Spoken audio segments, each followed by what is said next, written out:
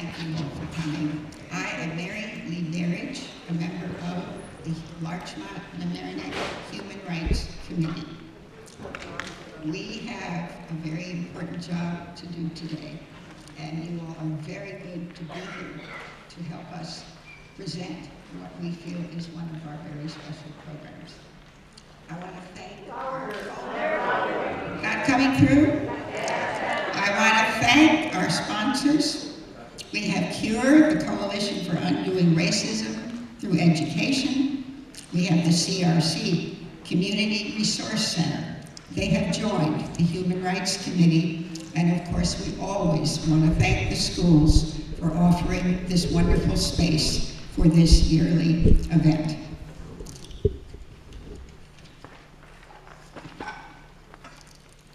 Every year, our goal is to continue the dream. Every year, we choose to honor an individual, an organization, and a speaker whom we believe most closely pursue that dream. This year is unique, as our three choices so closely are aligned. This you will see as we proceed. At this time, will Elizabeth Sanger, our individual honoree, please come forward.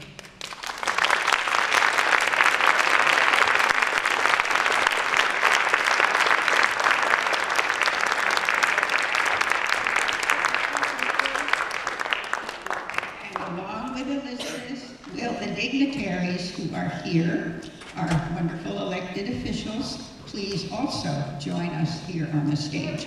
You're not allowed to sit, you're just supposed to stand. All right. The dignitaries, let me proceed.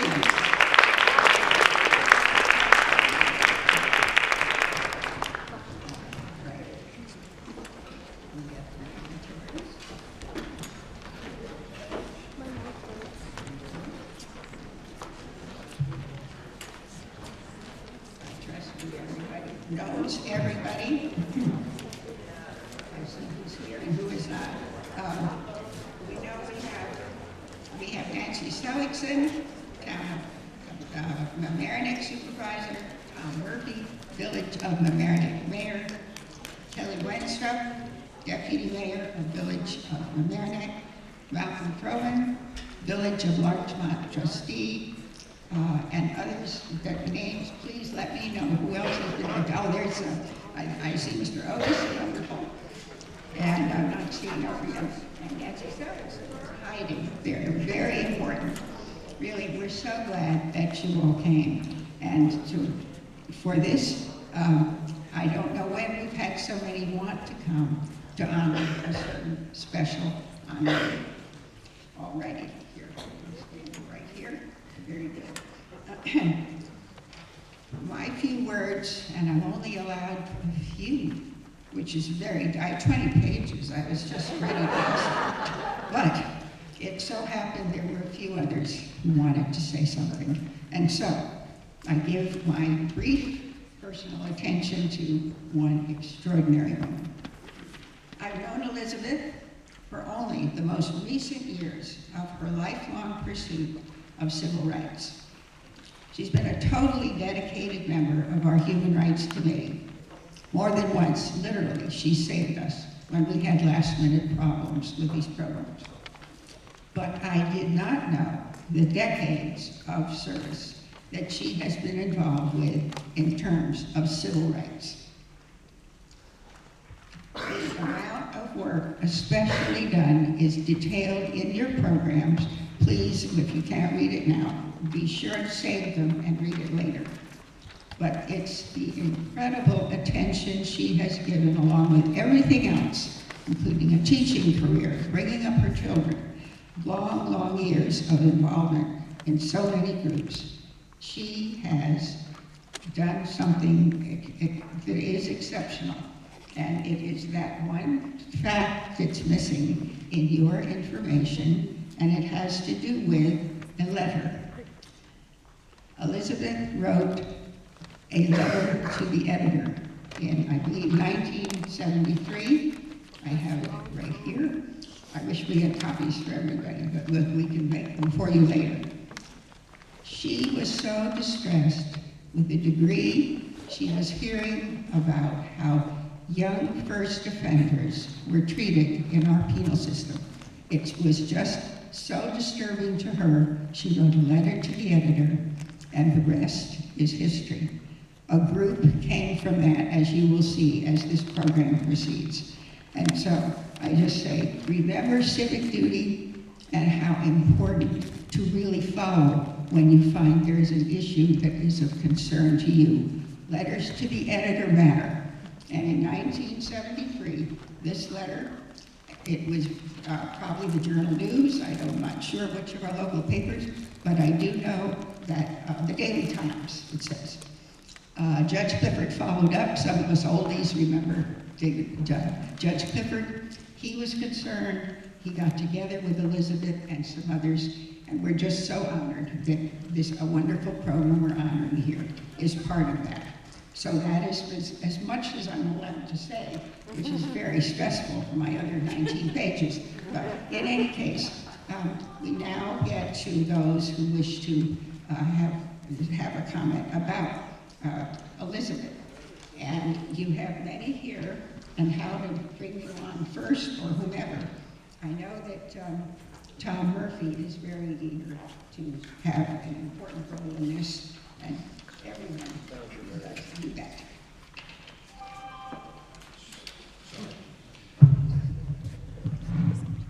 Good afternoon. I was honored to be, here speaking for all the elected officials, and I'm going to ask Kelly Winstrup to come up, the Deputy Mayor of the Village of Mamaroneck. I'm trying to turn this darn thing off. The Deputy Mayor of the Village of Mamaroneck, because her and Elizabeth have a very, very close friendship. Elizabeth has been a force for good in the Village of Mamaroneck since the early 70s. I was thinking about Elizabeth today, and for those of you, maybe some of you have read it in school, and some of us older folks read it in our lives, and I don't know any of us are still around who read it when it first came out. There's a book, The Grapes of Wrath, and in it there's this character, Tom Joad, and he's talking to his mother about where he'll be, because he has to go away. And he says to his mother, and you could take him out and put Elizabeth there.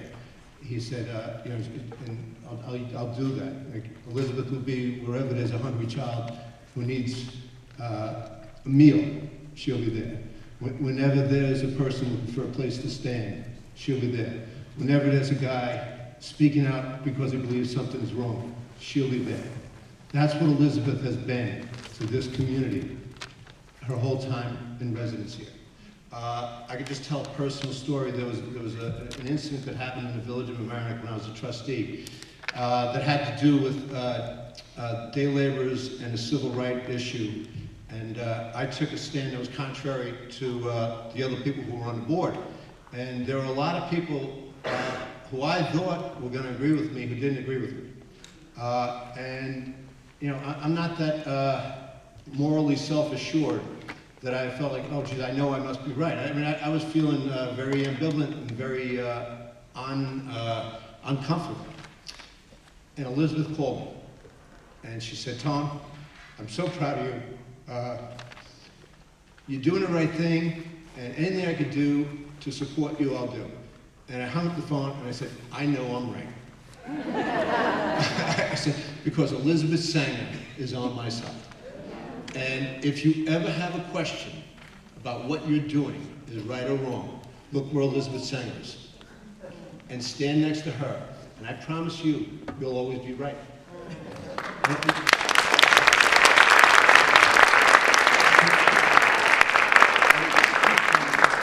And I'm going to turn it over to Kelly Winstrup.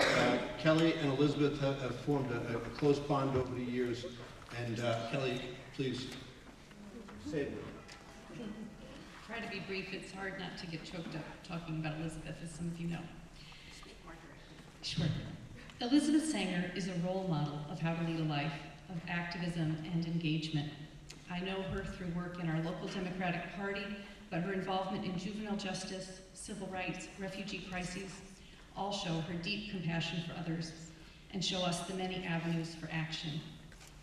Many of you know Elizabeth personally, so all that Tom said comes as no surprise.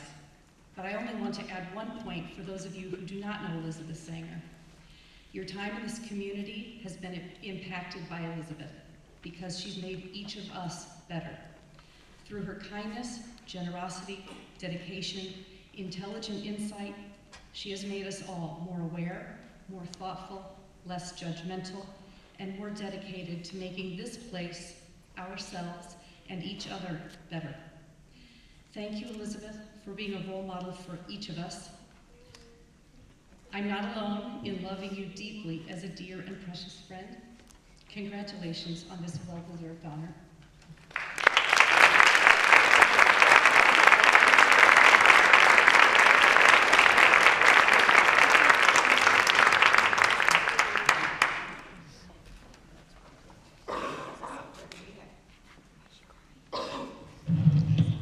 If we have anyone else who wishes to speak in terms of the situation right now for Elizabeth, Catherine Parker. I'll be very brief, but I did want to say, when I think of Elizabeth and what she has done on social justice issues, the image for me that comes to mind is the statue of the young girl down on Wall Street facing the bull, because that is Elizabeth. And don't let the exterior fool you. There is a very fierce fighter girl, somebody with energy who can face and fight for truth and really stand up to power. And what she has done for the youth shelter of Westchester County, and as county legislator, I have to say thank you, thank you, thank you. It is a model that we should see rolled out all over this country, and understanding the inherent root of racism that is at the root of incarceration in this country. I think you've been a champion, and I just want to acknowledge that. So again, thank you so much.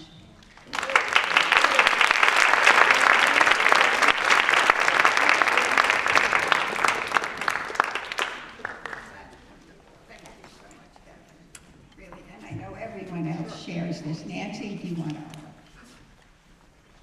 Hi, as supervisor of the town of Mamaroneck, I have to just chime in that Elizabeth has also been a force for good in the town of Mamaroneck, not just the village, and in the entire community and region. As Tom said, she's a force for good, and that was the first line of the proclamation that's from the town of Mamaroneck, is to say that Elizabeth has been a force for good. We all know her as that. We look to her as a role model. She is an incredible support for our community, and she's done wonderful work. We are all better people because of you, Elizabeth. Thank you.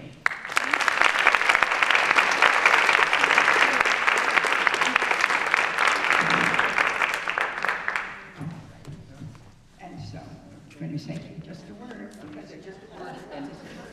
I spoke to Elizabeth before. We weren't all going to speak, but I said to Elizabeth before, and John Steinbeck is in the house, because what Tom said about Tom Joe, I said to Elizabeth 15 minutes ago, but it is so true. Where there is injustice, she is there to fight it, and that's why she's being honored today. And Dr. King is in the house today, too.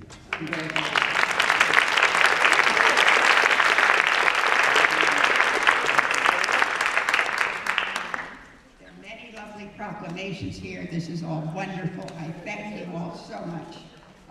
I believe that before you leave the stage, you should just see if this will only stay there.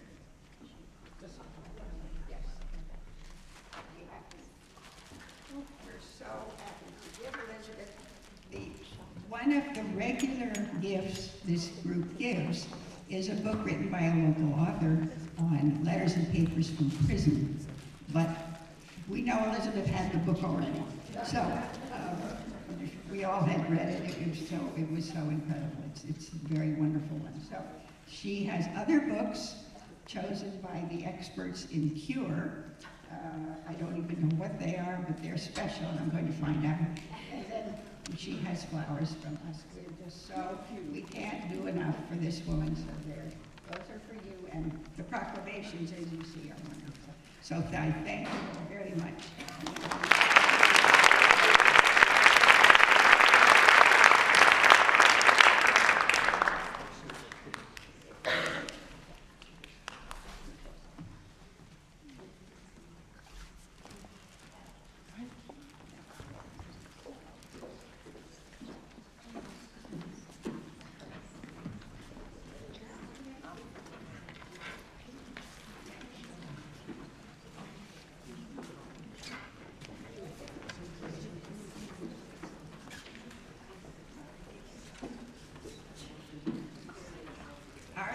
Photographs. Let's see, are there any camera? Did we get pictures? I hope that we got some pictures of this group. Elizabeth. I didn't see that. I referred at that moment. Did anyone get a picture of Elizabeth or with the gifts?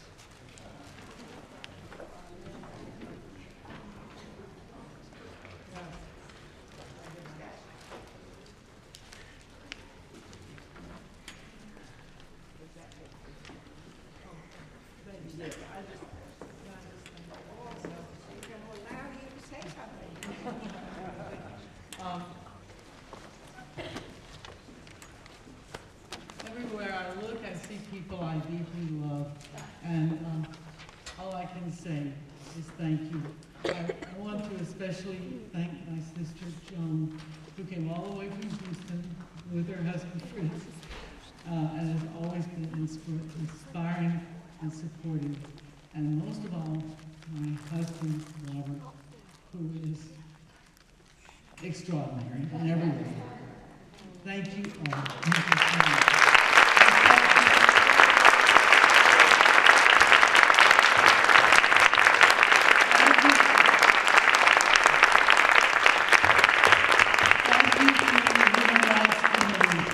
Which is a tremendous force for good. Thank you.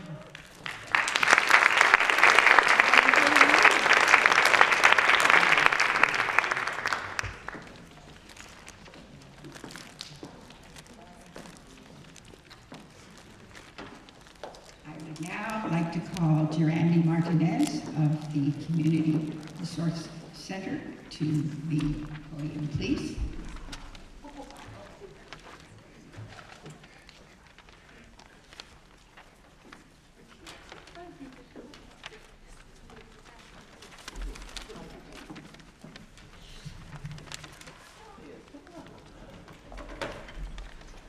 Welcome, everybody. My goodness, Elizabeth, you are an amazing woman, and I'm just so honored to know you. We would also really like, because of Elizabeth's work, we really would like to also honor the Youth Shelter of Westchester. After almost 5 years of planning, from 1973 to 1978, the Youth Shelter of Westchester opened its doors in 1978. The mission has been to provide a safe space with education, workforce development, and emotional support in a home-like atmosphere for young men from 16 to 21 as an alternative to jail, while they are waiting for their court dates. The Youth Shelter of Westchester offers clinical services to young men struggling with physical and mental health or addiction issues.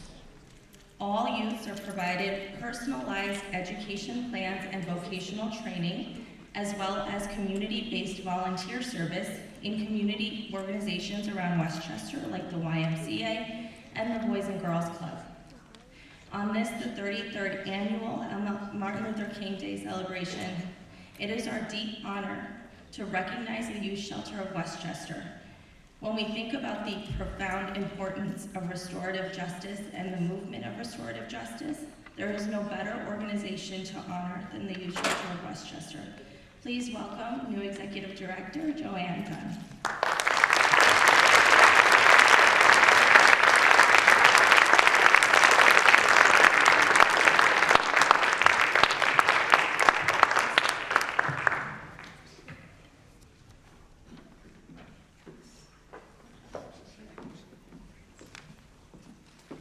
I am literally a week in. I started on January 2nd. And I have a week that I've been employed now as the Executive Director of the Youth Shelter Westchester. So, thank you. I didn't even know we were being honored. I didn't know we'd prepare a speech, but I think the one thing that drives me is, and I'm gonna ask the staff and some of the residents that are here tonight to stand, and I would like to thank Elizabeth for charging ahead 40 years ago to make sure that young people were treated like young people in the criminal justice system. And so these are just some of the young people that we have changed lives, and we are committed to changing the lives of these young people. And so while I'm here accepting this speech or accepting this award, this is truly for all of them. And so I can't take this award without thanking Elizabeth, thanking you all for thinking of the young people, the hundreds of young people that are being serviced through or had been serviced through the youth shelter. But that's only a tidbit of the work that needs to be done.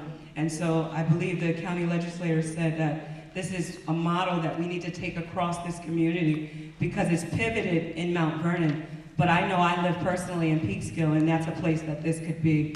And so sometimes it's taboo because we don't want to talk about young people being involved in the justice system, but it's happening day in and day out. And now with the new reforms, we need to think about young people exiting those systems and what we have in place for them. And so on behalf of the Youth Shelter of Westchester, I thank all of you for thinking of us, and we accept this award.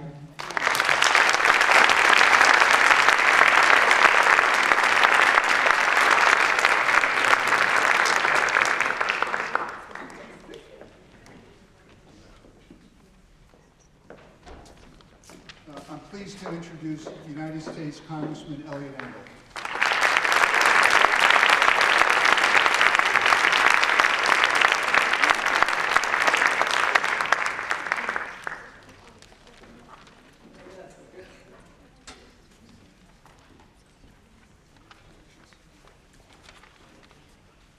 Well, good afternoon, everyone. It's good to see such a nice crowd here. It's such a pleasure for me to represent Westchester in the United States Congress, and it's a pleasure to see the great progress we're making here in Westchester. I have two special certificates for the honorees. They're both from the Congress. It's Certificate of Special Congressional Recognition presented to Youth Shelter Program of Westchester in recognition of outstanding and invaluable service to the community, dated today, January 12, 2020, and signed by me, Elliot Engel, member of Congress. And then I have this special award from my dear friend Elizabeth Sanger, who is just such a wonderful person. Certificate of Special Congressional Recognition presented to you as well, Elizabeth, in recognition of outstanding and invaluable service to the community.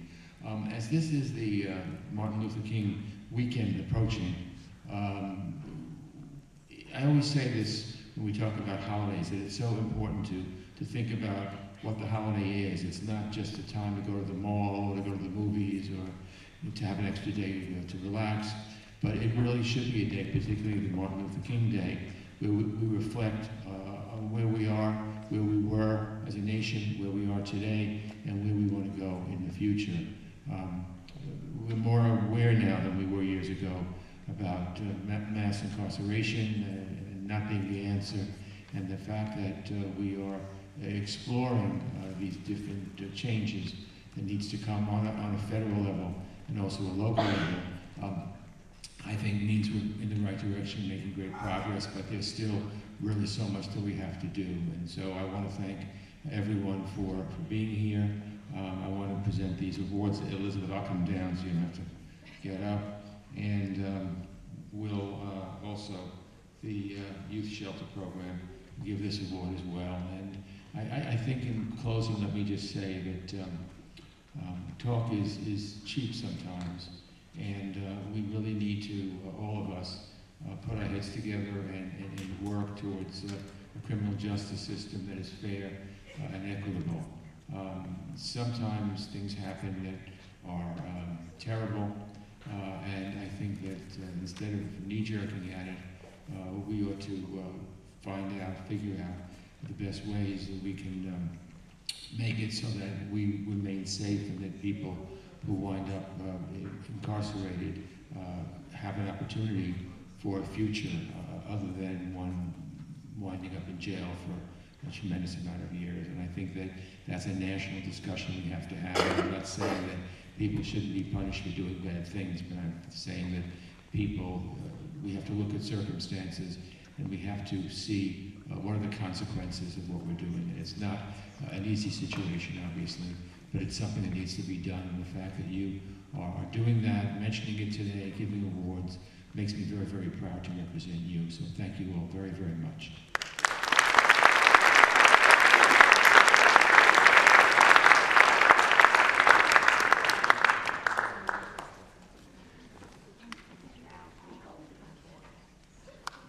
Hi everyone, thank you so much for being here on this warm Sunday.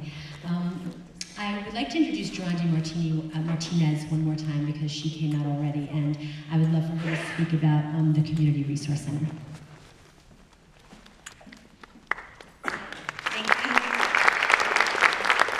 Thank you very much. For those of you who don't know me, I'm Durandi Martinez. I'm the Executive Director of the Community Resource Center. We are a nonprofit community-based organization here in Mamaroneck and Larchmont for 21 years. Our mission is to empower the new immigrant community. We do that through social services, legal services, educational programs, enrichment programs, and I mean, you name it, we do it. But we can't do our work without our partners. We recognize that community change happens when you collaborate with one another, when we work together. And this event is so important to us because our struggles are, we're not the only ones who struggle as new immigrants. Our Black brothers and sisters are also struggling and have for so many years. And it's very important for us to be a part of this community and to be a part of this event and to really recognize that we need to work together to make some critical changes in our country. So thank you for being here today, and you can find out more about the Community Resource Center online on our website, www.crcny.org. Thank you.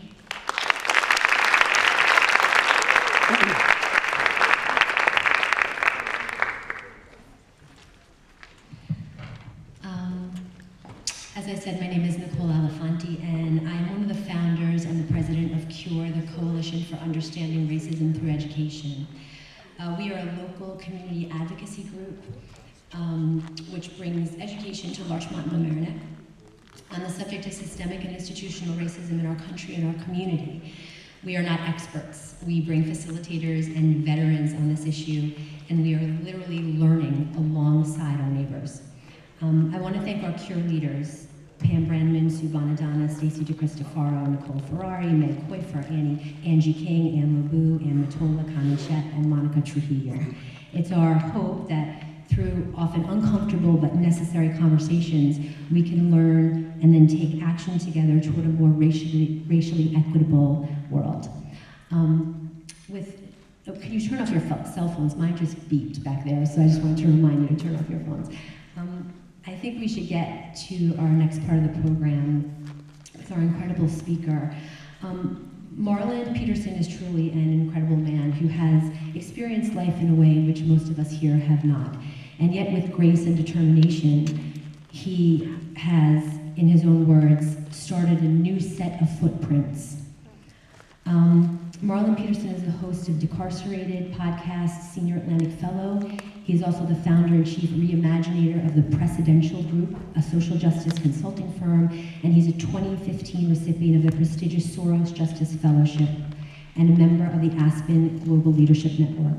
Ebony Magazine has named him one of America's 100 most influential leaders in the Black community. He's also an Aspen Festival Scholar and Fall 2016 TED resident. His TED Talk, Am I Not Human? A Call for Criminal Justice, has over 1 million views. Marlon spent his entire 20s inside of New York State prisons for his involvement in a crime as a teenager. During that time, he earned an associate's degree in criminal justice with honors. He spent the last 5 years of his incarceration as the head of the Transitional Services Center, where he created programming and curricula for men nearing release from incarceration. He also spearheaded and designed an experiential workshop for incarcerated men and college students from Vassar College called Vassar and Otisville, 2 communities bridging the gap. During his incarceration, he collaborated with friend, author, and founding principal of Mott Hall Bridges Academy, Dr. Nadia Lopez, to create a letter correspondence mentorship program with middle school students. This program set the foundation for the creation of HALA, How Our Lives Link All Together. With no further ado, I would love to bring up Mr. Marlon Peterson. Thank you so much.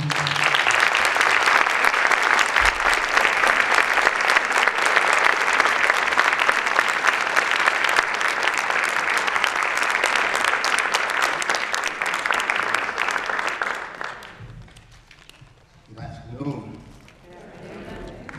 How y'all doing? First of all, as always, anytime before I give any sort of remarks, I'm gonna use my schoolyard voice a little bit then. I got a schoolyard voice, so I use it from Brooklyn, so we talk loud when we need to. As I always, anytime I get the privilege of speaking in front of any group of people, it's important for me to say thank you for spending your time to listen to anything I have to say. I don't take that for granted.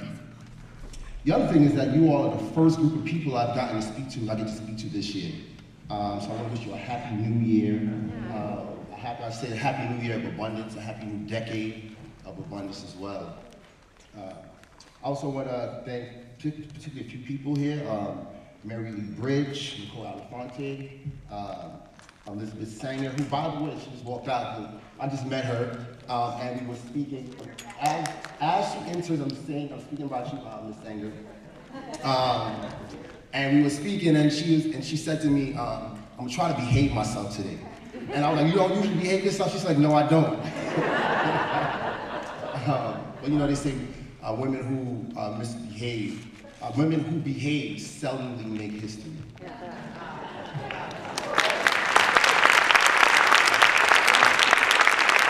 As well as the staff and the residents of the youth shelter program, Westchester Cure, the Coalition of Understanding Racism Through Education, and of course, the Mamaroneck Human Rights Committee.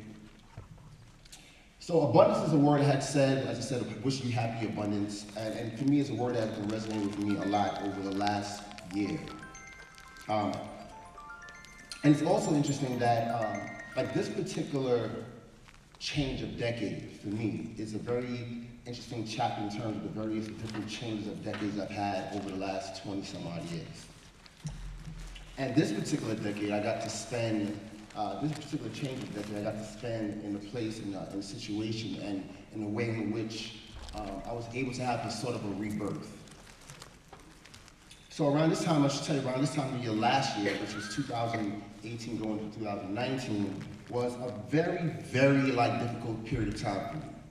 I was actually beginning to writing a book, a memoir, which I'm closer to finishing now. It should be done in a month. My editor will make sure of that. But the thing about writing a memoir is that it's extremely difficult. And it's extremely difficult because in the process of it, there's an uncovering of things that in so many ways, for me personally, things I may have suppressed, things I may have compartmentalized, things I may have lied to myself about. And these are some of the difficult things. I call it part of the uncomfortable conversation that I was having with myself, as we sort of brought up earlier about we need to have uncomfortable conversations. So last year, as I said, I spent New Year's by myself in my apartment, somewhat depressed. And I knew a couple of things. I knew that I needed to figure out how to get from this place that I was at. And I needed to learn what the lesson was that I needed to hear. What is I need to learn from this lesson? Because anytime you go through any sort of difficult period, one of the things about any period, any sort of tribulation, there is a lesson to be learned in that. And we have to be sort of cognizant and be aware to figure out what that lesson is to be learned. So I decided a couple of things. One of the things I said, I wanted to spend the following year. I didn't know how or where and what I was going to do, but I wanted to do it in a way that signified, as I said, a rebirth. So 2019, last year, December 23rd, 2019, marked 10 years to the day that I was released. I was released on December 23rd, 2019, after spending a decade behind bars here in New York State. Started at 19, came home at 30. I'm now 40 years old. And most people don't think that, but I'm happy because black don't crack. But I also realized, on jokes aside, it was a time for me to heal beyond the difficulties of traumas that I realized were weighing me down in a way that I hadn't fully accepted as yet. In ways in which I felt that in so many ways I was identifying only with the traumas of a certain experience and not moving beyond it, and not understanding the lessons that I needed to be learned beyond it. Because even throughout that decade of the things I've been able to accomplish and the programs I've created and the degrees I've gotten and all that sort of stuff, in so many ways that I realized that was a public sort of perception, there's a public performance that wasn't doing enough of the personal work. So what I decided to do eventually is that I said I wanted to go someplace different. So I decided that I wanted to spend the holidays, Christmas and New Year's in Ghana at the Cape Coast, which explains these big beads I have on my neck, which I got at the Cape Coast just a couple days ago. And the interesting thing about that was, for me, I had considered it my personal journey, my personal sojourn, my own personal rejuvenation, my own personal reliving. For me, a washing over the decade I had lost for me. And it just so happened that 2019 was also the year of return. So Ghana, the government of Ghana had put together a whole list of festivities to commemorate the 400 years from 1619 when the first ships came to Jamestown, Virginia. So it's called the Year of Return. So for me, I was like, oh wow, so the entire black diaspora is celebrating me and my personal return. But there's another thing I wanted to do with that sort of experience, and that I want you to remember these words that I say here. For me, it was a full circle of freedom. It was a full circle of freedom. And what I mean by that is that if you're not familiar enough with the Cape Coast in Ghana, the Cape Coast is where it was the last stop. It was the last stop before folks were shipped as parcel, as storage material. As folks were shipped to the Americas, North America, South America, Latin America, the Caribbean. But even before that, what people don't also realize is that before those folks got to the Cape Coast, before they got on the ships, they were stolen and kidnapped from the interior parts of Africa. The interior parts. And it said, some estimates say of upwards about 100 to 200 million people who were actually kidnapped from interior parts of Africa. And then this other part of it is that when they were kidnapped, they had to do about at least a 300-mile walk to the Cape Coast, shackled from neck to neck in pairs. And now that's 200 million or so, 100, 200 million, only maybe 60 million people actually made it to the Cape Coast. And when you go to the Cape Coast, which I did, you see the ways in which brokenness worked itself out. When I say brokenness, the brokenness of white racism, you understood how broken white racism actualized itself. You see these places in small confines where you have 115, some places 1,500 people in small confines, small spaces where there would be like levels of feast. It was an overwhelming experience. And out of that 60 million people, maybe 10 to 12 million or so actually made it across. So many people have had different experiences with that going to the Cape Coast, and it's a very heavy experience. It can be triggering for a lot. Some people needed help, some people were hyperventilating, some people were close to losing oxygen, meaning they were passing out. But for me, I had a different experience. When I was there, what was communicated to me, when I say communicated to me, I didn't mean by some person in terms of just being in that space, being in the dungeons, being in the cells. A couple things that stood out to me was that, wow, I had been in cells just like this. That the idea of a solitary confinement that so many folks now are acknowledging is a human atrocity, that it was solitary confinement. The genesis of it was there. And I also realized something else, something very stark for me, is that the architecture of the space, the actual structure is the architecture of many prisons. The physical edifice of it is the structure of many prisons that we have today. And it made even more real to me, somebody who actually been through that process, the breaking in of a prison, which they do, was that there is a direct connection between that experience and what we have now in the name of public safety. And that's just something to ponder for. But the other part of the experience for me was this. So I'm sitting on the edge of the castle, and what you see is nothing but ocean. Nothing but ocean.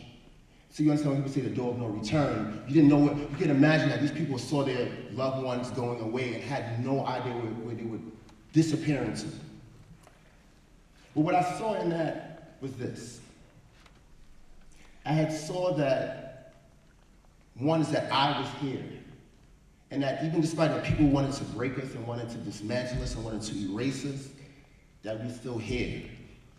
And that there was immense possibilities, because we created so much despite it all.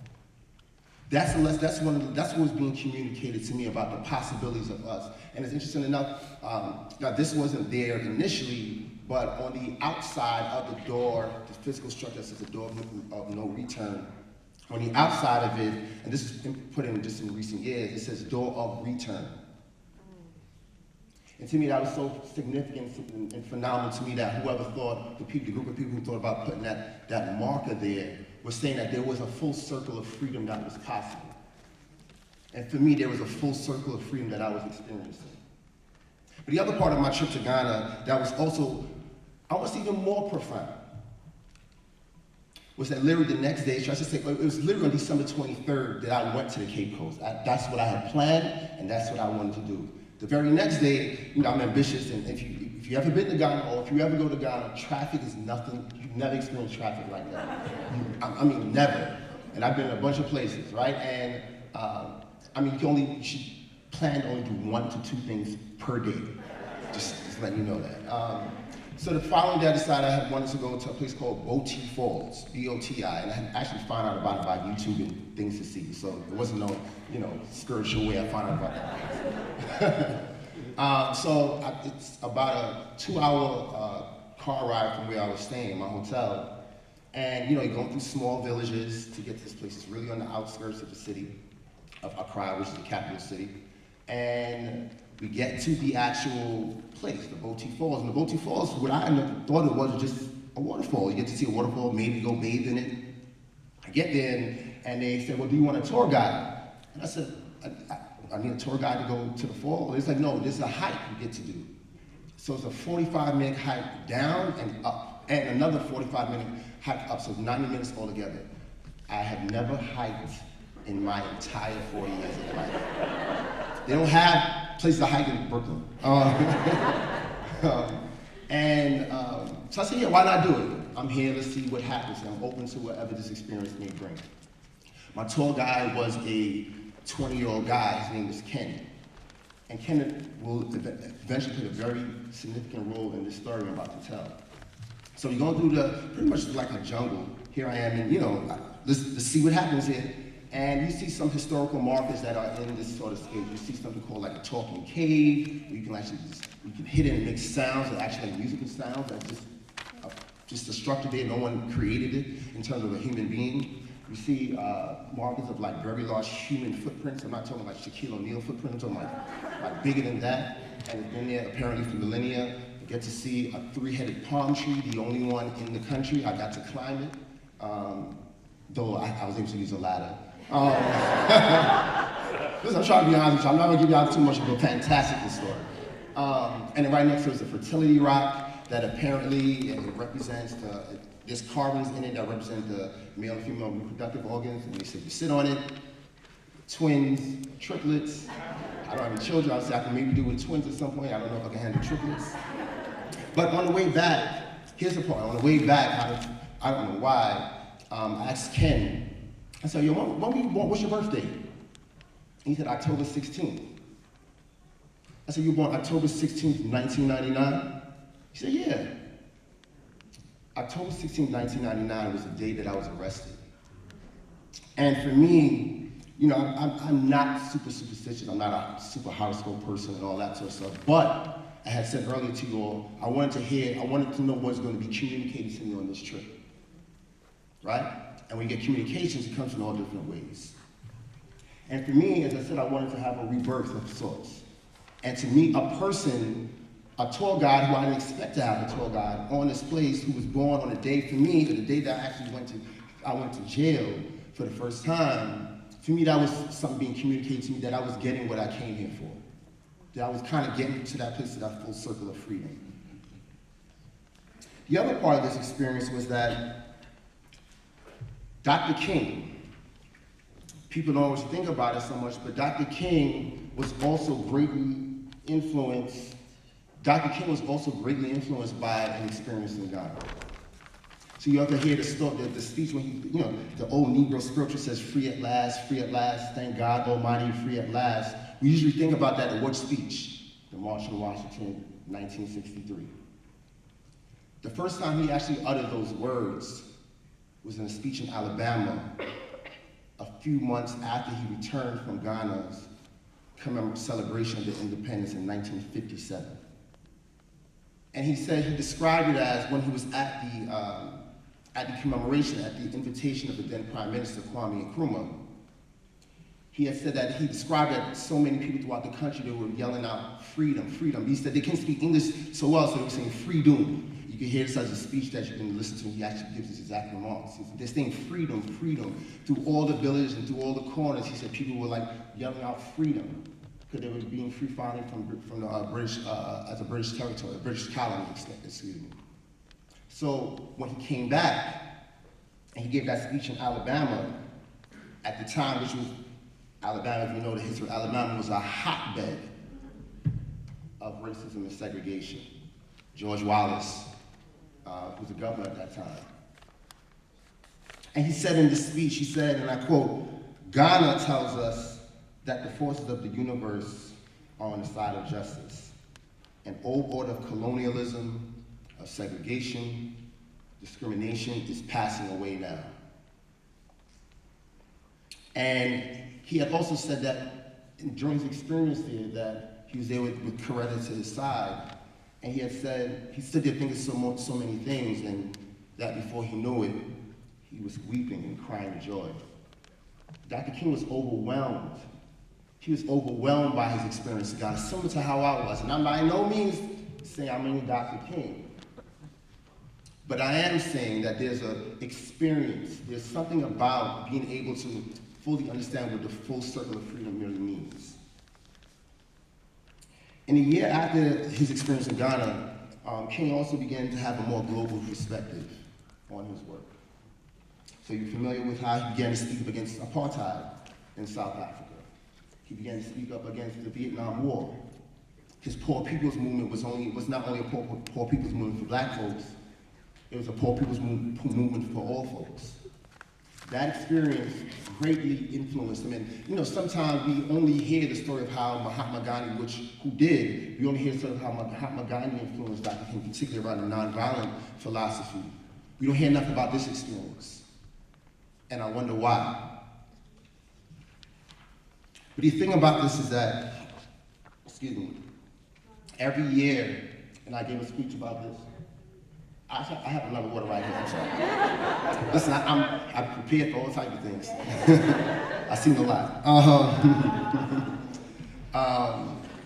But most of us remember Dr. King for his dream. And in fact, every year, almost every university and cultural institution and corporations and governments and organizations like the Larchmont Human Rights Committee design events around, well, what would Martin Luther King do today? And I actually gave a speech about this last year at another school further up in state New York. What would King say? What would King say about America's criminal justice system? Particularly as he would have been approaching his 90th birthday in a couple of days. What would he say about that now? Well, here's a little bit for context. When King was alive in the 50s and 60s, when he was a civil rights leader in the 50s and 60s, America didn't have what they had now in terms of the criminal justice system. We didn't have 2.3 million people in prison. We didn't have 70 million people in this country living with a criminal conviction. We didn't have 7 million people under some form of correctional supervision, parole, probation, ankle monitor. The criminal legal system had not yet skyrocketed to the 55,000 loosely connected criminal justice-related agencies as they are around the world. We didn't have a cost of $270 billion per year for the entire criminal justice system. We're not speaking about the criminal justice system, we're not just talking about prisons.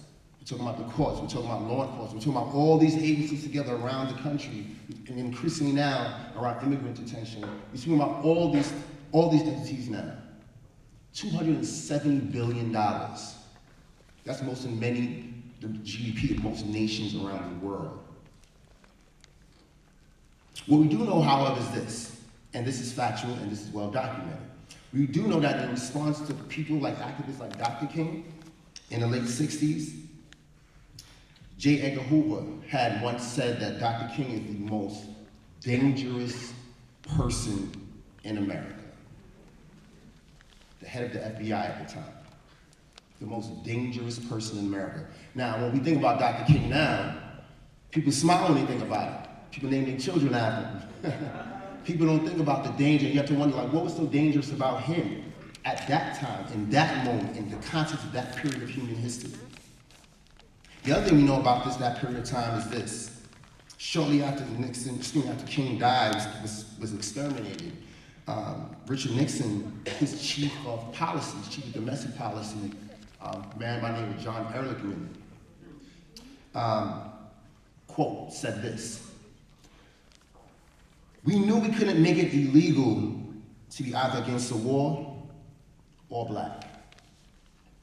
But by getting the public to associate the hippies with marijuana and blacks with heroin, and then criminalizing both heavily, we could disrupt those communities."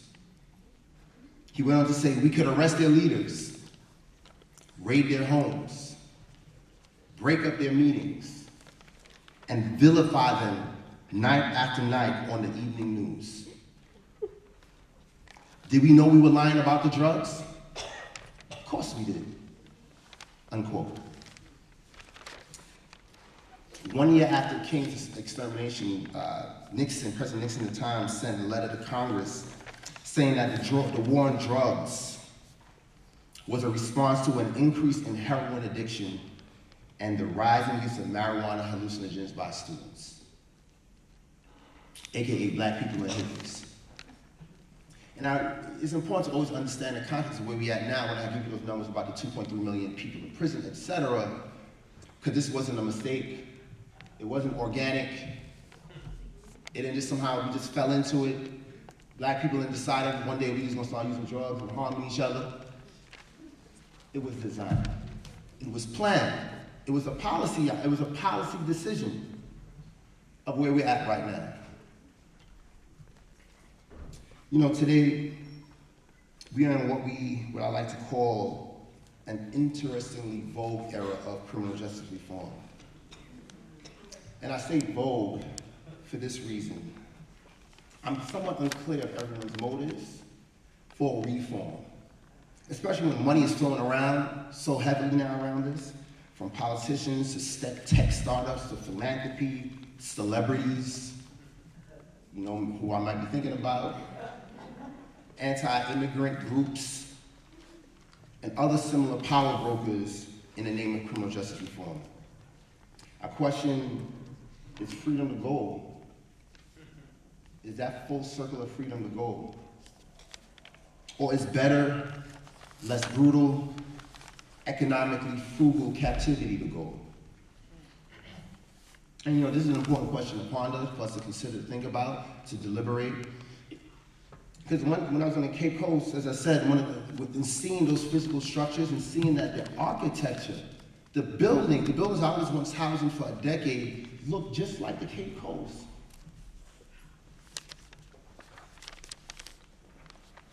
The Cape Coast look exactly like these things. And in fact, I have pictures of it, but they actually have this called, they had parts of these dungeons called reception. If you go a little bit further upstate, a little further, not too far, maybe an hour or so, take a little hour and a half drive each day. They have 2 prisons that are called reception centers. Downstate Correctional Facility and Ulster County Correctional Facility. Those are reception centers. And reception centers are part and parcel of how you transfer people from the city jails or county jails to the state jails. They take you to a reception center to break you in. They shave your head, they spray you with all sort of Lysol remover. They give you a new name, right? My name was 0283172. A name, I can remember that name better than I can remember my own sister's phone number, right? The same thing happened at the Cape Coast. They didn't have, you know, didn't have those numbers per se, but there was a breaking in of a slave. And it happened again when you got on this side of the, when you got on this side also it happened. If you ever get opportunity to visit parts of New Orleans, you'll see where those things happen. The exact same policy decisions in the 14 and 1500s are what we have today. So what Nixon was doing back in the 70s, he had precedent for it. What corporations have, what corporations are doing now in terms of the private prison industry, there was precedent for it. So the question I asked you to think about, like, what are the people's motives for criminal justice reform? Is the full circle of freedom the goal? But here's the thing.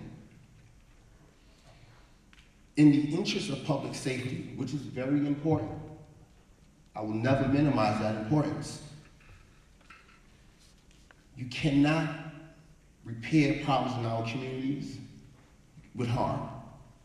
But even more so, you can't repair the harm of certain communities with the same vices, with the same policies, with the same structures that broke them down in the first place, that broke us down in the first place. So it requires to ask some more difficult questions, right? When people always ask, well, Marlon, so what do you do, right? People always think to go to the worst thing, the most extreme thing. What about the murderers and the people who do sexual assault? Very important questions. I will also say that most people who go to jail are not going to jail for homicide and sexual assault. That is a minority of people. Even in my case, you know, if you saw, I gave a TED talk around about my incarceration experience and what got me there, and I'm very open about it because I need to be. I think people need to hear how that happened and my errors in that in judgment. I went to jail at 19 years old for my role in an attempted robbery in Lower Manhattan that resulted in the death of 2 people. I was a lookout in the crime. I was across the street, but I was a participant in the crime. And initially, I was facing at the time, New York still had the death penalty. And because all 5 of us, there's a very draconian law on the books called felony homicide, felony murder. All of us were charged with the same thing, as if we all did the exact same thing. And I don't say this without any insensitivity to the harm that was done. I want that to sit. I don't say any what I'm about to say to the insensitivity and the harm of what was done. I am saying this though. There are many, many, many people who are caught up in the dragnet of the criminal legal system for not actually doing the things that they were said to have done. Keep this in mind. You see me now, and I'm thankful to be able to be in front of you. I said at the opening of my comments, I'm thankful that you are willing to sit down and listen to what I have to say. My parents are proud of what I'm doing. My family is proud of it. My community is proud of it. But be clear, there was people who wanted me dead. And I'm not just, I am in no by any means of any stretch of the imagination saying that people that have a right to be angry, upset at me. It's a difficult conversation, right? We spoke about uncomfortable conversations. But I am also saying that would ending my life or having me spend the rest of my life in prison, would that have been proper balance to what I was a part of? That's a difficult conversation. It's a difficult question. But it's bigger than Marlon because I am here now. But there are so many other people who are dealing with that right now. in parts of New York City and many parts of urban communities, they do these things where they do like project takedowns. Projects are the, city housing developments. And they will take this whole audience down for the hope of getting maybe just five or six people. And they won't just take them down and say, we will release you. You are also incarcerated with those folks. And that's a strategy. That is a strategy, that is a policy decision that has been implemented. And it happens all the time. There's precedent for this. So thinking about Dr. King, once again, Dr. King in one of his speeches, he spoke about America having a schizophrenic personality. He spoke about the anemic democracy. Dr. King was good with words. By the way, I was just telling Jaden earlier today, Dr. King was a C+ student in public speaking in undergrad. One of the greatest speakers known to humankind. Known to humankind was a C student in public speaking. But the reason why I just sort of bring that up, I just lost this thing here. The reason why I bring that up about Dr. King, again, is that what would he say about this? Would he say that his dream was actualized? Would he say that America has lived up to its promise of his dream, its promise? He once said, and I quote, "It is obvious today that America has defaulted on its promissory note, insofar as her citizens of color are concerned. America has given the people of color a bad check, a check which has come back marked, y'all know it, insufficient funds." Dr. King said this in the 60s, 50 years ago. In the 60s, he said this. And I would wonder, would this statement change today? Because here's the thing, once again, talking about precedent and thinking about the lineage of history, there's a reason why I'm wearing these beads, there's a reason why I'm telling you about this story of my trip to Ghana, of my own personal rebirth. Here's the thing, we had to look at very, very, very, in a very literal way of this lineage. When you think about the kidnapping and enslavement of Africans in the 1400s, 1500s, 1600s, so on, there were people who justified that that was probably the best thing to be done at that time for certain people. At that time. When we look back in history, we say, oh, how could they have done that? That's so terrible. If I was there, I would have never done that, blah, blah, blah, whatever, right? But the point is, though, that there are people in that time, in that contemporary moment, at that time, who justified it and thought it was for the public good. We need to build our empire. When you think about slavery as it comes to the Americas, that was justified. And then once again, we may say, well, if I was there, I would not have been a part of that. I would have been an outlier. I would have been an abolitionist. I would have been with Harriet. Maybe. But we know that most people weren't. We know that most people weren't. And it was justified. We're doing this because we want to build the American economy. We got to go out west. When we think about the criminal justice system now in terms of how grand it has become, how big it is. If we were in the 70s or the 80s, well, some of us, I was in the 80s, I was born in 79, so I wasn't sort of there in the 70s, but some of us in this room were. And this is happening under our watch.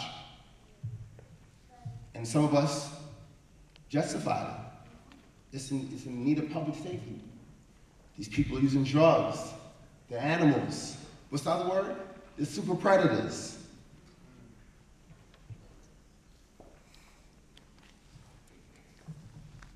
We're here now. We weren't there in the 14, 15, 1600s. We weren't there in the 1800s here in America. We weren't there. We weren't here in the early 1900s. But we're here now. And this is being done under our watch. Now. So generations from now, there'll be somebody who gives a talk similar to this about a Dr. King in another 50 years. Maybe it's not mass incarceration. Who knows what it could be? Right now we have mass deportation happening. And they will also ask the question, well, back in the late 20th century and the early 21st century, what were those people doing?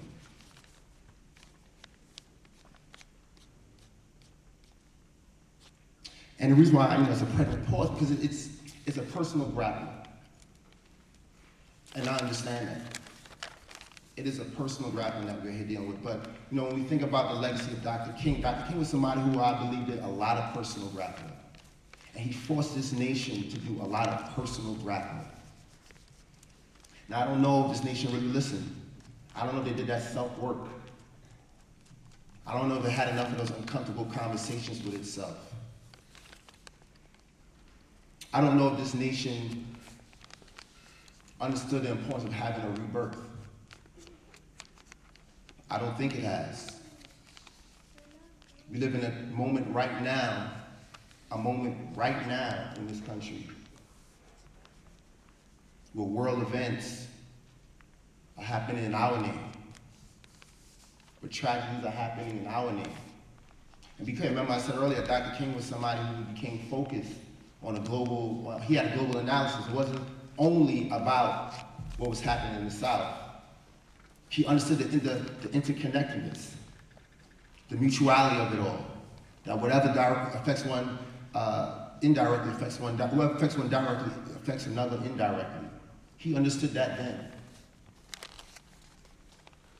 So what's happening now when we think about our criminal justice system in America, it's not only America's problem. In fact, I was saying to someone earlier, once again, Elizabeth, the woman who doesn't like to behave, that this is also one of the criminal justice system is also one of our biggest exports. Now, I've been able to travel to different parts of the world. I've been in prisons in different parts of the world and spoken with elected government officials in different parts of the world. And you go to places where, as we are here now, and there's this conversation about reform and downsizing or right-sizing, depending on where part of the country you're in, of the criminal justice system. Places right now are doing the opposite. As the private prison industry, which is only 9% of the prison industry here in America, so it's not all that huge here. But as it is in itself is only 9%, and it realizes because of a lot of advocacy by a lot of great folks around the country, that they can't continue to expand here in America. Well, what does a smart corporation do? You diversify. And that diversification now is exported to places like Brazil and South Africa and Australia and parts of the UK. The private industry has figured out, well, we can't make as much money here. We can make it elsewhere, though. When we think about, and this is some part of this information to be thinking about. In the national media, we hear a lot about people like Rudy Giuliani, right? Who is America's mayor. He was also post-mayorship, a criminal justice consultant for other nations. Most notably, I say my home, I'm a first-generation American. My parents are from Trinidad in the Caribbean. I go there often. He was a consultant to that government. And Trinidad is one of those nations that are figuring out ways to expand their prison industry. Right in our backyard. So you see the connections I'm making, he may be on this national stage of corruption and collusion and all that sort of stuff in one vein, but his hand is not in one pot. People like them, their hands are not in one pot. They're making policy decisions. And they have precedent for it. And they're doing it under our watch. So what do? Right, I'm talking about all these problems. You're probably your stomach grumbling. Oh my God, I don't know what to do when I go home. I got to write somebody. And you should do that. You should do that. But there's some couple of things I want to say just really contemporary for you to sort of can potentially write about and make noise about. In New York State, just last week or 2 weeks ago, New York City, there's been bail reform that has been implemented. The ending of cash bail. But, right, you can clap for that. Just 2 weeks ago, it was enacted. Just 2 weeks ago, the beginning of 2020. But tragically, there's been a rash of attacks against the Jewish community in New York, in the region. And everyone from the mayor of New York City on down is saying, well, we need to rethink cash bail. It's been in action for 2 weeks. White racist ideology has been in action for 500 to 600 years. And we had this one reform in 2 weeks, and we need to rethink it. Something to be thinking about. Something that you could probably make noise about. Another thing is, when we think about the criminal justice system, it's not only the government that we need to think about. You think about how this trickles itself into private institutions outside of the private prison industry. So, case in point, Airbnb. How many people have ever stayed in an Airbnb? My hand, I've stayed in Airbnb. Airbnb blanketly prevents people with criminal convictions from staying in their spaces. How do I know that? Because they did it to me. Right? And to tell you how egregious it is in terms of how they did it. So about 2 years ago, I'm on the board of an organization called New Yorkers Against Gun Violence, and we often take young people to, are you down with it? All right, okay. New Yorkers Against Gun Violence, and during the march, the youth march against gun violence, several that they had in DC, we took 2 busloads of young people down there. And for me, I was like, well, I'm gonna take the 2 busloads of young people down there. I had a bunch of chaperones that can bring them back. I said, let me just take a day in DC so I don't have to rush back to New York. I had an Airbnb account. Supposedly, I had somebody who approved of me staying there. And then while I'm in DC, I get an email from Airbnb saying, you've been permanently deactivated from our account. I had never even used it before fully. I eventually spoke to somebody who was a higher up there who I knew from a friend of a friend. And he said to me, hey Marlon, good to speak to you. I know about your work. So your TED Talk, I've been a fan of your work and everything you've been doing over the years. But we can't have you on our platform. Somebody who I'm in front of a microphone, I get to speak in front of microphones at different times. Most people don't get to speak in front of microphones. So what does that say for all those other folks? Over the last 2 years, we've been, a coalition of folks have been in conversation to try to negotiate a change in their policy. Nothing has happened. Just literally 2 days ago, we decided that we probably might walk away from the table because they weren't shifting in a way that we thought was just. But that's a platform that we all use. And I'm not telling you what to do about this, what to do with this information. I'm saying it's happening under our watch. That's all I'm saying. People are right now being brutalized in prisons in Mississippi, if you're paying any attention to the news. Immigrants and their children around the country are still being placed in confinement. And one thing that people don't also, when you think about what that person, John Ehrlichman, Nixon's domestic chief aide, one thing he said, we will attack their leaders. I have no proof of it, I have no evidence of it, but I do know this much, that since the protests in Ferguson in 2014, around Mike Brown's death, several of the leading advocates have been murdered and assassinated without any understanding of who, what, when, why. I can't prove it, but I know there's precedent for it.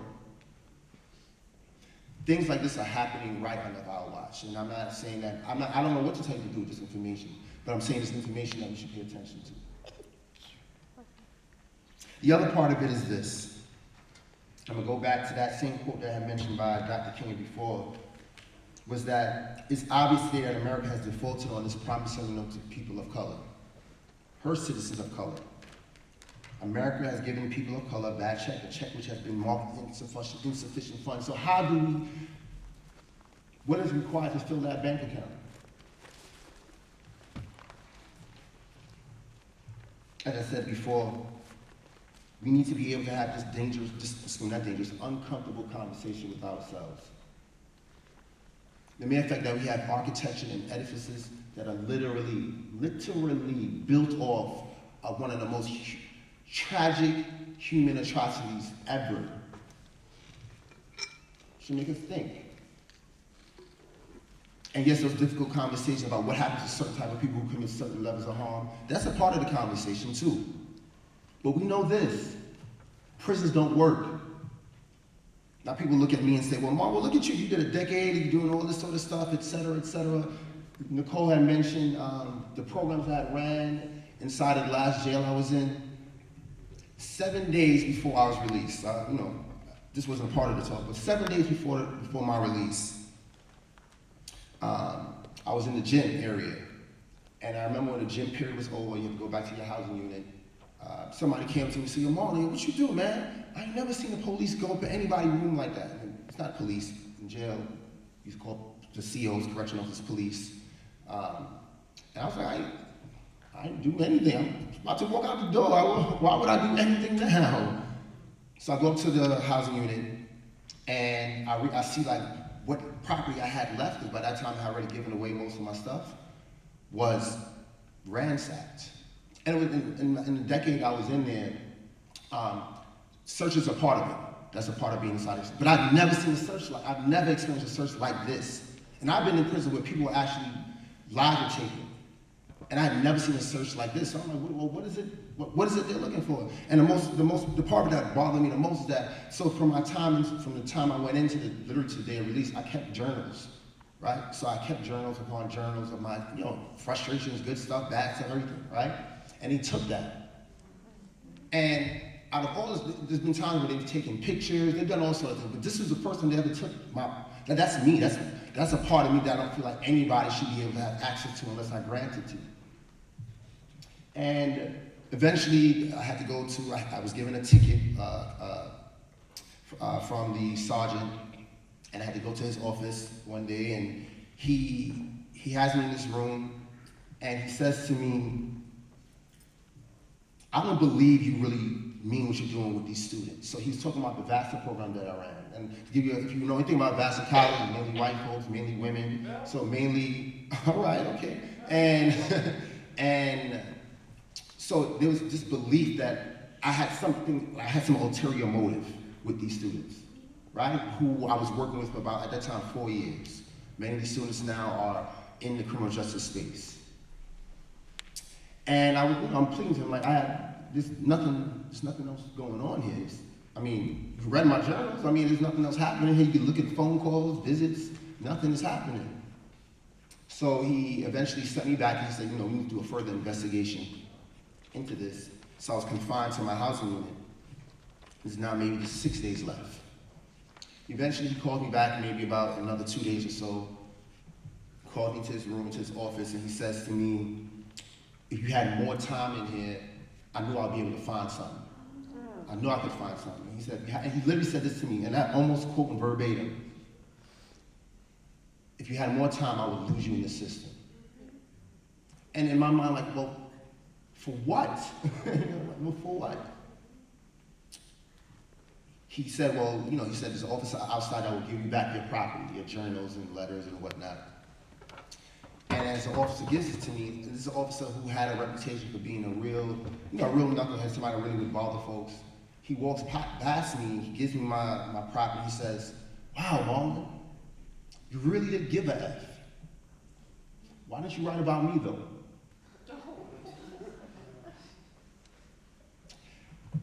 So when people say to me, well, prison worked for you. No, I defeated it. I defeated it. Its intention was to completely work.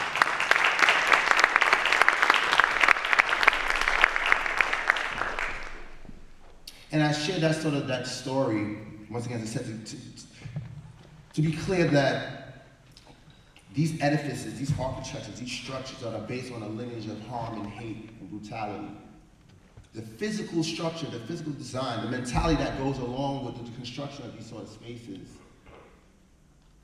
can never do what we actually want for our communities. It can't. It's not designed to do that. Now, people do it. Right? Remember I said when I was at the Cape Coast and I looked and I said, despite all that brutality, we are here, we're able to create things all over the world. Of course, humans are amazing. We can do things that we haven't fully actualized what we're capable of, it, our capacity, our potential. So of course, yes, People can go to prison and become out wonderful people. And there are people who are creating interventions inside of prisons in terms of programs and college and education and therapeutic services. Those things are good. But be clear, no matter what you're doing, you are swimming upstream. You are swimming upstream. Those entities break more than they heal. So I kind of like close off here in thinking about Dr. King as we're here to commemorate him as he approaches his 90th year of life, or it would have been his 90th year of life. Actually, that's a Freudian slip. He's still here. Somebody had said that earlier. He's actually here.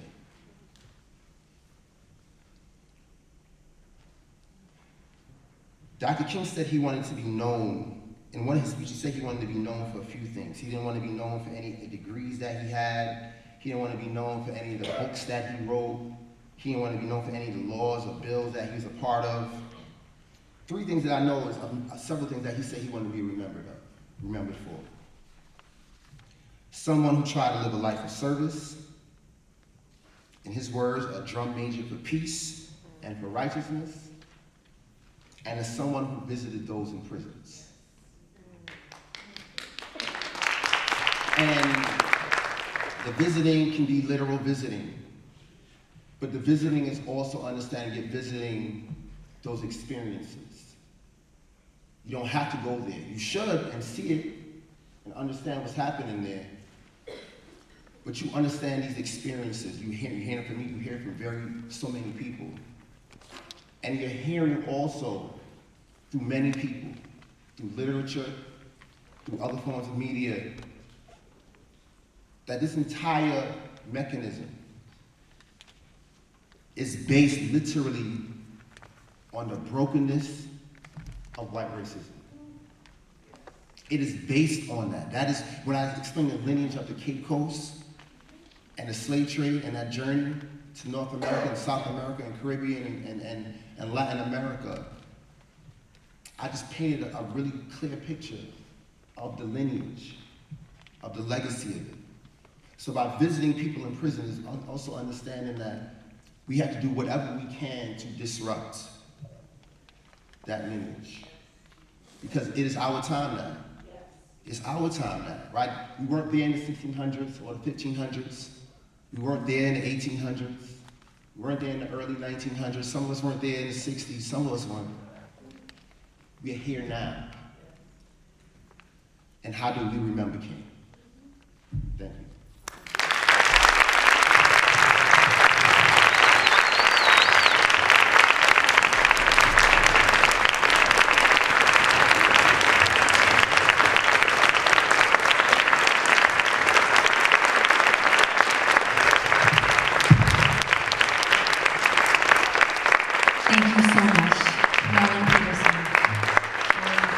So generous and inspiring.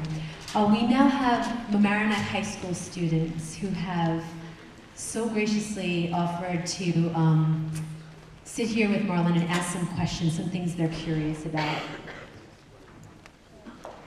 I just ask before you ask your question, go ahead, take a seat. Just say your name, either way you want. Anyway, I'm sorry. Yeah, like a little bit of a circle. Yeah. You can pull it, yeah. And just tell us your name before you ask your question. And if we have some time, we'll have a little Q&A with the audience afterwards. Oh, I'm gonna give this to Marlon. Thank you.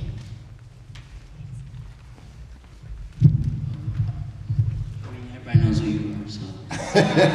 So you say who you are? I'm James Hickey. I'm Jacinta Smith.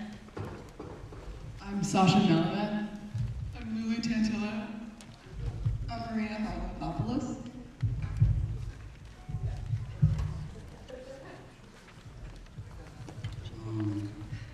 Yeah, question?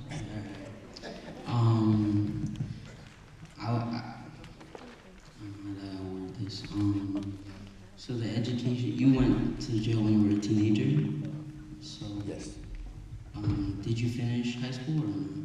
I graduated from high school on time. Oh, okay. Did they give you any opportunities in the jail to continue your education? Or like, no?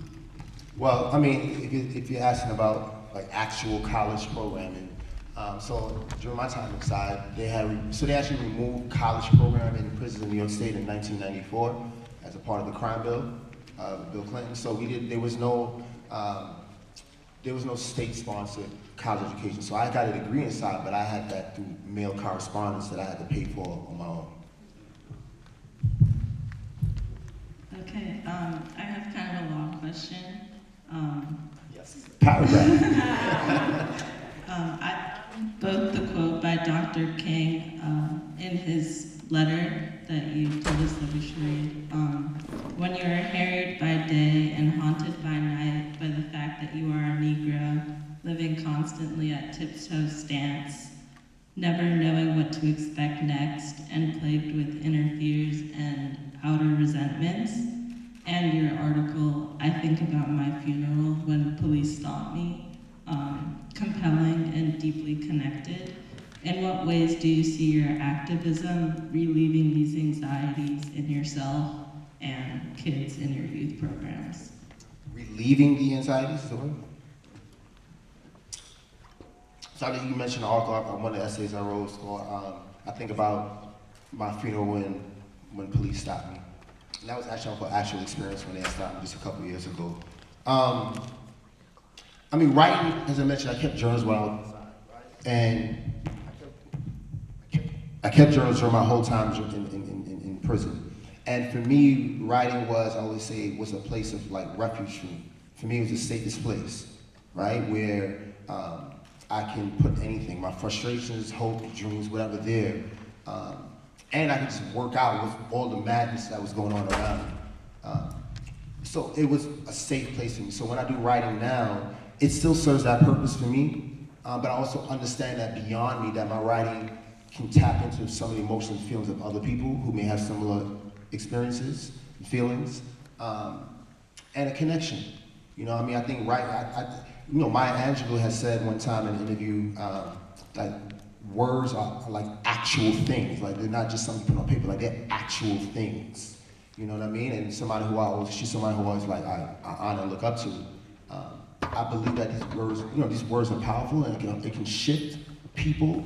And it can also make people feel not so alone, that they're not the only person dealing with these sort of situations. Particularly with me, who, as I said, you know, I get to have microphones in front of me. I get to speak in different places or write things in different places, and I understand, like, that is a responsibility. Like, this is a responsibility I have. Me having experiences that I've had over the last decade or so is not something that anybody in my family or my family circles ever experienced. Traveling and being on this sort of space. So I have to always think about what's my purpose in this space, even here today. So my words I know one of the things I like to say is, I'm always accountable to the people I come from. And I understand that my words are those things I hope that can give us some relief to some of those people. Thank you. You mentioned in your TED Talk how a really big experience for you in prison was when you received letters from the Young Scholars Program, I think it was, and you said that they recognized you as a hero, and that had a profound impact on you. How can we recognize more heroes? Wow, so I've never had that question asked. There's a couple of things. One is, so she's speaking about the letter correspondence that I had while I was inside, and one of the students, a young girl, had wrote to me, one day when I grow up, I'm going to say I knew a hero named Marlon Peterson. I remember seeing that, and I was like, what? Me? And she was like maybe a 12 or 13-year-old girl, I think, at the time. Recognizing heroes, I think just metaphorically, is recognizing the potential of people. You know what I mean? I mean, I wasn't no hero. I had never seen myself in that. You think about a hero, you think of maybe a superhero, Superman, Batman, something like that, right? Who had these sort of extra human powers and abilities. I don't see myself having anything like that, but I do see that I've had certain experiences, and I think that trying to recognize it's not recognizing the heroism in people, it's recognizing the humanity of people. That's kind of where I really see it, because I think that's what she really meant. Like she saw me. And I think why I say that, that experience with those students in that program had such a profound impact on me. particularly at that time, I was probably in my mid to early 20s, was because they saw me. And in that space I was at for all those years prior inside of jail, you know, people don't see you, right? People see you as somebody who did something and like you don't deserve anything. And your DIN number, 02, when I say DIN, that's your identification number, your 02833172. You don't see me. And so so for these young people to see me, and they didn't meet me, it was just through letter correspondence that mattered so much. So I think the work that we can do to see more heroes, just seeing humanity, even, and here's the thing, the kicker, right? I had spoke about, like when we just grappling with like, what do you do with people who have done some of the most egregious harms? That's a grappling. It's a real grappling, but the thing about that is that part of, we have to figure out how to see the humanity in these people. You know, Maya Angelou has said also, speaking of her, she has said also once in an interview, that when we think about all the people who did the worst thing, they did that terrible thing, that bad thing, and we try to other them, she said we have to sit back and recognize, you know what? We would say, I can never do that thing. I would never do that. We have to recognize that a human did that. And you are a human too. I'm not saying that you would do it, but humans are capable of doing really terrible things. And that's the hard work. It's hard. None of this is easy. I don't want to ever give you the impression that it's like you can just do this in a second. But I'm saying that we want some like overall, some greater good, you gotta do that harder work. Thank you. So growing up in the Mamaroneck Larchmont area, I think we're so privileged as students to have all the opportunities we have, but with that comes, we kind of live in a bubble. And we can be so ignorant to stuff that we just, like the harsh realities of the criminal justice system. And so the question I have is, how can students like us find ways to become more educated about issues and become more involved? Yeah, good question. I mean, first of all, you know, you're the generation of social media, right? And I think you can think of creative ways to be able to bring awareness to these issues, whether it be not only through the, you know, we think about Instagram or Twitter or whatever it is. I know y'all don't use Twitter like that. When you're in your 20s, you will. But like, I know how y'all young folks get down. TikTok, all these sort of things, right? That's probably more like along y'all line. You see, I know, I'm 40 years young. Yeah, but, so, I mean, being creative about how to use those sort of mediums, those platforms, to educate people, but to also push us. Like every young, remember, Dr. King was young. He was a young man. We think about this, you know, this Reverend Dr. Martin Luther King Jr., and sometimes we think about him as being this, he was younger than me when he died. Right? He started in his 20s, you know, as a pastor. So like, and he was pushing so much that J. Edgar Hoover thought he was the most dangerous person in the country. As a young person. And we knew that he was dangerous. Yeah, he was dangerous in a good way. He was creating a lot of good danger, right? But his pushing as a young person, you know, and what came after him, the SNCC, like those are even younger people we think about now, people who are in Congress now who are part of the Student Nonviolent Coordinating Committee. Those are young people, and they were pushing Dr. King because they were younger. So to answer your question, I'm getting super terribly long-winded. You have to be pushing. You have to push. Even those of us, myself, who may think I'm pushing too. You need to even push us further. Because that's the only way we actually progress.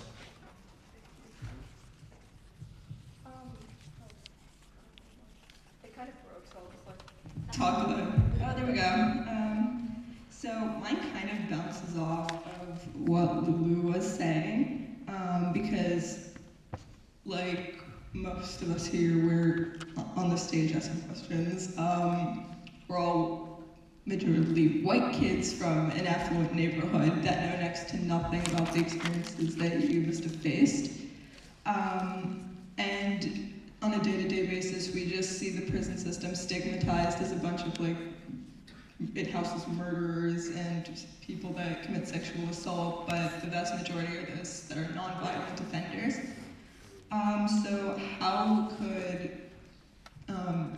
kids like us learn to destigmatize the prison system? Destigmatize the prison system. I don't think you should try to destigmatize the prison system. The prison system is what it is. I think part of the work is destigmatizing the people in those spaces and the people and communities where they come from. because that is what helps feed the prison system, right? Why? Because when you don't think people are worth anything, you do whatever you want with them. There's precedence for that, right? That was the legacy of slavery, right? There's precedent for that. So I think you should want to destigmatize prison. I think you can bring awareness to what's happening there. I think we should be working to end them. I think we should be working to close them, full stop. And I think that's very possible. We do it in various places. And that's part of the pushing. I think it's part of the pushing that we need to be working on new and creative ways to create better, I keep saying create better communities. There's a mentor of mine, he passed away several years ago. He also has served, he served 25 years inside, falsely convicted. He was a Black Panther. He was once an advisor to Governor Patterson at one point, the former New York State governor and whatnot. His name is Eddie Ellis. I always pay homage to him. One of the things that he had said in one of his writings was, there are no prison conditions. There are no prison problems. There are only community problems. And in that statement, what he did not mean is that there weren't issues, nuanced issues particular to incarceration and the prison experience. He wasn't saying that. He was saying that in order to impact what's happening in the prisons, you have to impact what's happening in our communities, right? It's a cycle. Like you go into prison, you come right back to the same neighborhood you come from. So what we can be doing, kind of think about your destigmatization question, we can destigmatize the communities, certain communities. I think that's one of the things we can be working to do, to destigmatize certain communities. Thank you. For sure, for sure. Any more? You got another one, Lulu, or you got one? All right. So not that long ago, I just saw Do the Right Thing by Spike Lee, and I asked my mom when she first saw it how she felt about it, and she's working.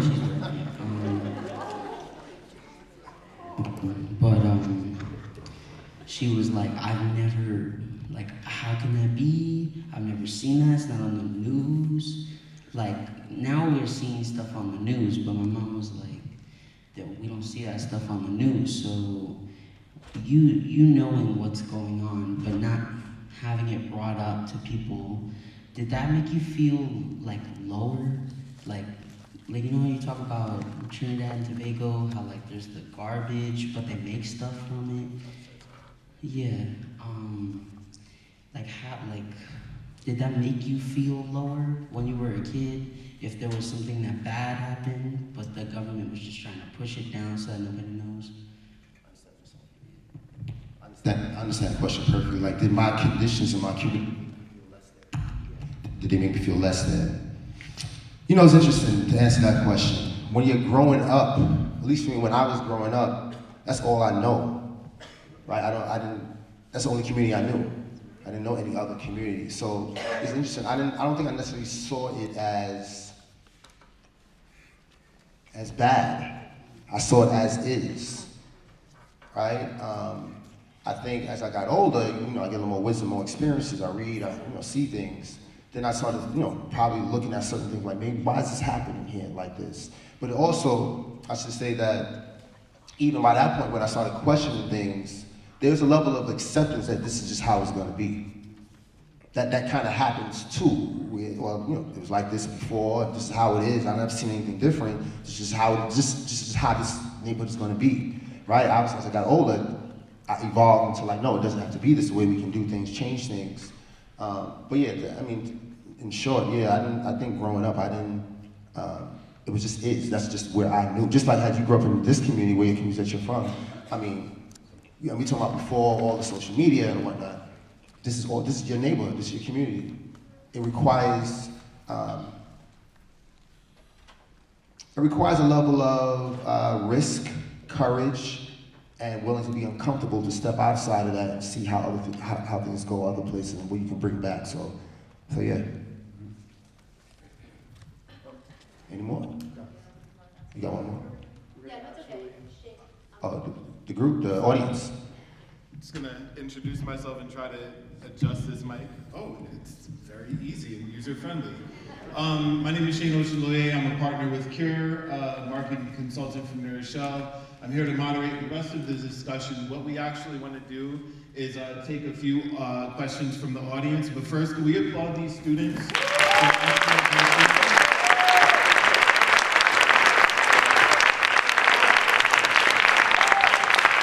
We're pressed for time right now, but we do want to get some audience questions because you need credit right now. You are here, so that's a good start to undoing racism. You have access. You have access to politicians and resources. You can ask questions to Elliot Engel, who is here like, why aren't we allowing prisoners to educate themselves in college? So, can we get some excellent questions from the audience for our guest speaker? Ma'am, I saw your hand first. You can come up or you can stand. It's up to you. Hello everyone, my name is Margaret McConnell. I've been a Lodgeport resident for over 19 years. As a mother of a young man,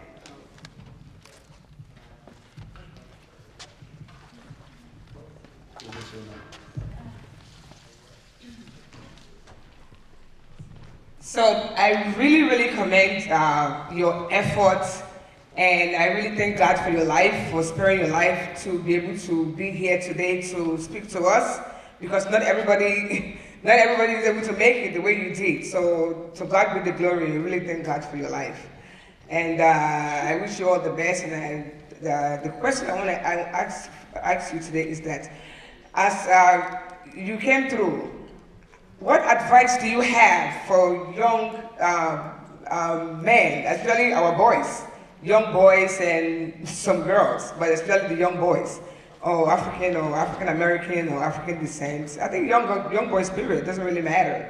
So what advice do you have for them not to be able to go through what you went through, and not be able to having to go through this, because not everybody really do survive how you did.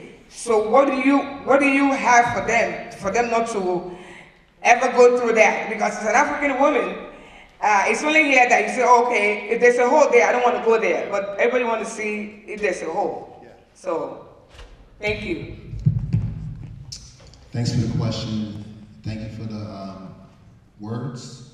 I appreciate that. I'm looking at some young men up there too, right there, the men from the shelter. So I'm kind of like looking at y'all too, because I guess my comments are going to be directed to, but generally to the whole audience. I think there's a couple of things, advice I would give, that I do give, actually to young folks, young boys, young men in particular. One of the things that I had realized that got me into this predicament that I had gotten into, that led to my incarceration, it was big. It wasn't just the incident, the crime, right, that got me to jail. It was an ability for me to express that there were things that were bothering me. And I say inability, it wasn't that I wasn't physically capable of it, but there's a sort of, kind of like going deeper, looking like what we have, like the notion of what a man is and masculinity and manhood is. And they were like, I had very tragic, sort of traumatic experience as a young person. And not to excuse any actions I did after, but I had very traumatic experience as a young person, because I thought like, well, you just gotta handle that. Like, you just gotta deal with it. You gotta just like put it away, or as I had said in my work, my talk, compartmentalize it. I think the advice as young men, particularly, is to sort of step out of whatever box you may think a man is. Because that's one of the things that, particularly with young boys, it creates a different type of prison. It creates a different type of prison when you feel like there's a certain box that you have to sort of fit into. And when you're in that box and you create that sort of prison for yourself, kind of it's hard to get out of it. Because you're the only one that got the key, but you don't realize that you're in it. So that sounds a little bit esoteric. What I'm saying is that, I'm saying you gotta talk to people. You gotta talk to people. What's that? Specifically, what do you mean? Like, what kind of box, what box would they put that? Oh, okay. Yeah, I don't think you put yourself in any box. I think that when you think about masculinity, there's certain things about it that says you can't show emotion, you You can't talk to people about certain problems. There's certain ways in which you have to carry yourself in like in a braggadocious and a machismo sort of way.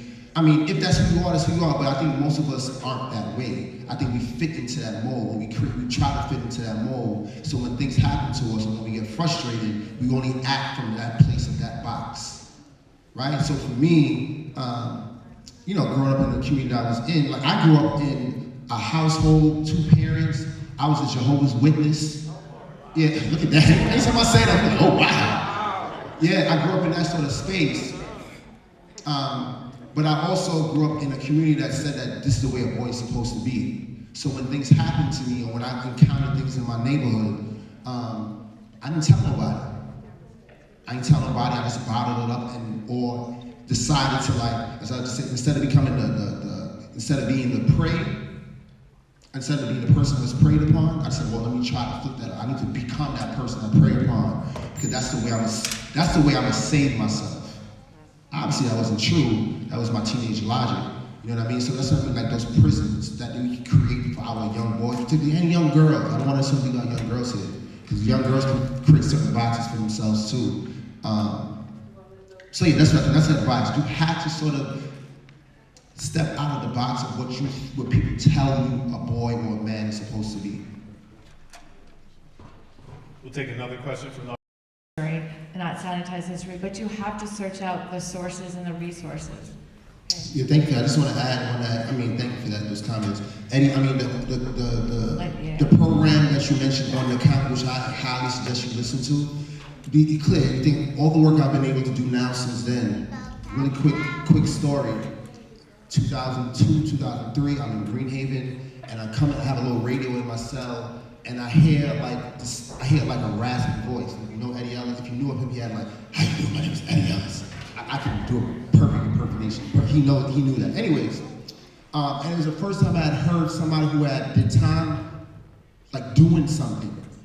Like at that time I was 21, 22 years old. I had never thought like, what could you do after this space? And after a while, I got to listen to it. I became much more informed about issues. Eventually met the dude. Was on the show, became a mentor of mine. So like, I would highly advise you to listen to that. It's on the count Saturday mornings at 11 a.m. on 99.5. And also, I have a podcast you should listen to. It's called Decarcerated. You should listen to it. You mentioned Common Justice, which is a program based in Brooklyn. Daniel Sorrento, the woman who runs the program, is also a friend of mine who's on the show. It creates alternatives to incarceration for people who committed violent offenses, which is one of the only of its kind in the country. So I advise you to learn more about that as well. Hi, I'm Meg Coifer from CURE. I'm just going to bring this to a close today. First of all, again, thank you to the student panel.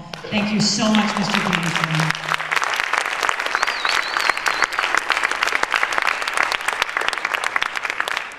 I think in some ways it's really, really hard to close because we are, if anybody's feeling like I am, I'm feeling simultaneously incredibly inspired and incredibly intimidated. It's a very, very hard and challenging responsibility. And so what we wanted to do is leave you with a couple of thoughts about next steps so that we can be very, very specific. First, we want you to learn more. In your program, there's a QR code, those funny little boxes that look like some type of Rorschach test. You can open your camera on your phone and levitate over it, and it will take you to a page that has both more facts and information about the folks who sponsored this program today. Each of them is a resource for you to continue your learning, including Mr. Peterson's work. We certainly hope that you will consider supporting those groups, the Larchmont Mamaroneck Human Rights Committee, the Community Resource Center, the Coalition for Understanding Racism Through Education, the Youth Shelter Program of Westchester, and then most importantly, another Dr. King quote to take us out. If I cannot do great things, I can do small things in a great way. And so in that, the last message. Jeremy, do we got any lights today, or is that to be dramatic on purpose? Thanks, Jeremy. Well, that was, I mean, we're supposed to listen, right? We're called here for something. Don't be in the dark, engage.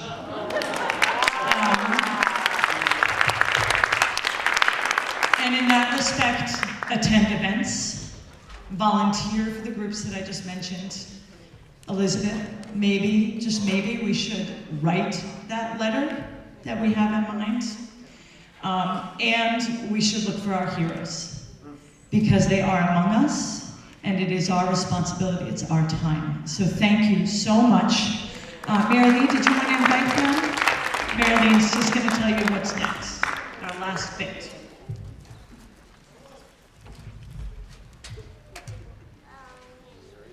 Really, just an extra thank you to all who participated. This has been quite an experience. I thank you so much. We do want you to know there were some very hardworking people on this. You've got from the Human Rights Committee, Nicole Alafante and Nancy Pearson have to know how we are grateful to them. Never mind all the others there. Everybody's listed here, and we're just so grateful for the attention and the help and that you came on this important day. We're trying to live the dream. We're going to try to do better. There are refreshments outside. Please, thank you all for coming.